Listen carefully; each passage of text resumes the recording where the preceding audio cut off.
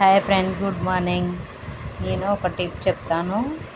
కుక్కర్లో పప్పు పెట్టినప్పుడు పొంగకుండా ఉండాలంటే ఎలా చేస్తే పప్పు పొంగదు. నేనైతే పప్పు కడిగి నీళ్ళు పోసుకుంటున్నాను. అందులో టమాటా, కొత్తిమీర, కళ్యామాకు, ఉప్పు వేసుకున్న తర్వాత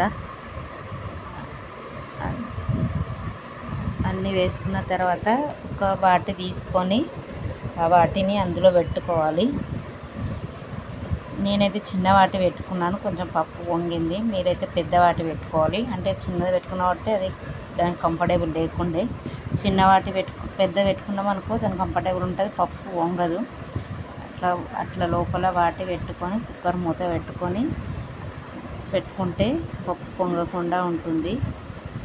మీరు కూడా నచ్చితే ట్రై చేయండి. ఎందుకంటే నాది కొంచెం కుక్కర్ పొంగింది. ఎందుకు చెప్పన్నా, చిన్న వాటి పెట్టుకున్నాను కాబట్టి. మీరు అలాంటిది కొంచెం పెద్ద వాటి పెట్టుకున్నాకో, నాకు ఆ టైంలో అవైలబుల్ లేకుండే పెద్దవాటి, అందుకే చిన్న వాటి పెట్టుకున్నా. మీరు పెద్దవాటి పెట్టుకున్నారనుకో పప్పు పొంగకుండా ఉంటుంది. చూడండి, నాకు పప్పు కొంచెం పొంగింది. ఎందుకంటే చిన్నది పెట్టుకున్న కాబట్టి పొంగింది. పెద్దది పెట్టుకుంటే పొంగదు. Okay, thank you.